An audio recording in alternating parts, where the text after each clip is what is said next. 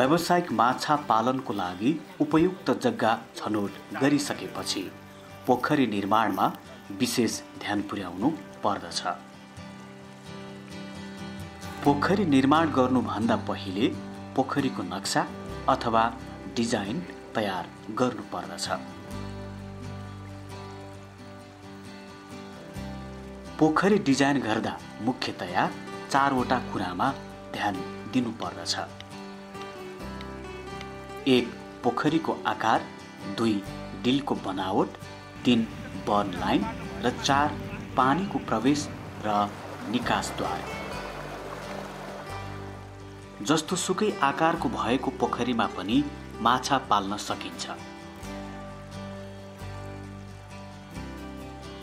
तर व्यवस्थापकीय हिसाबले हेर्दा आयताकार स्वरूपको पूर्व पश्चिम मोहडा भएको पोखरी राम्रो मानिन्छ।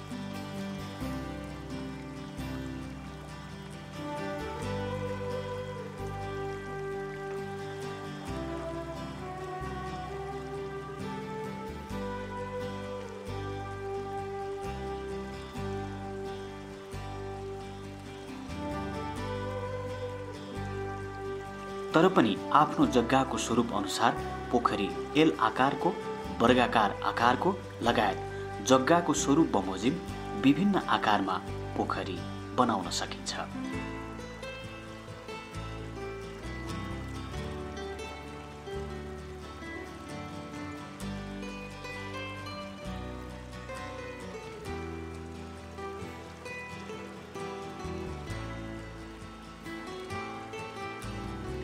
राम्रो माछा उत्पादनको लागि कम्तीमा 2 रोपनी जलाशय भएको पोखरी उपयुक्त मानिन्छ।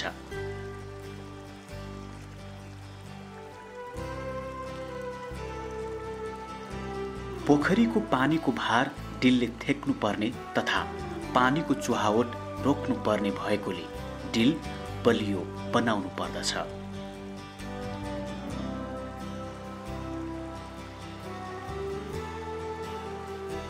डिल बलियो बनाउनको लागि डिलमा माटो राख्दा बराबर ठोक्दै राख्नु पर्दछ।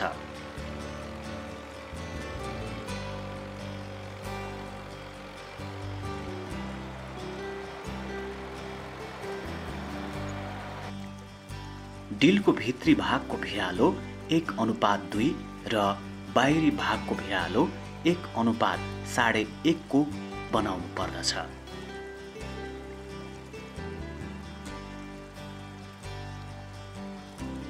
डिलको पेटीले डिललाई भत्किनबाट जोगाउनुको साथै माछा निकाल्दा, जाल हाल्दा, तान्दा सजिलो हुन्छ।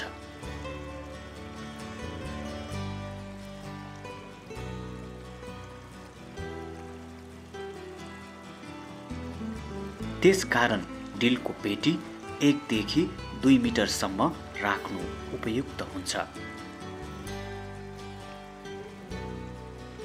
पोखरीमा पानीको प्रवेश तथा निकासद्वार एक अर्को दिशातिर हुने गरी व्यवस्था मिलाउनु उपयुक्त हुन्छ।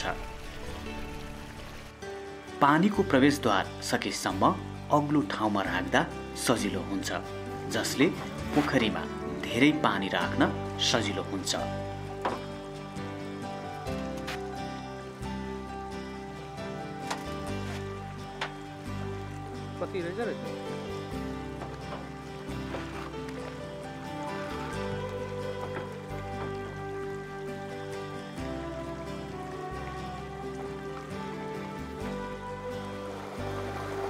त्यसैगरी निकासद्वार अलि उँचो भागमा राख्दा पोखरीको पुरै पानी सुकाउनु पर्दा सजिलो हुन्छ। पोखरी निर्माणको लागि जग्गाको छनौट, पोखरी डिजाइन, रेखाङ्कन र पोखरी निर्माण गर्दा मत्स्य प्राविधिकको सहयोग लिन आवश्यक हुन्छ।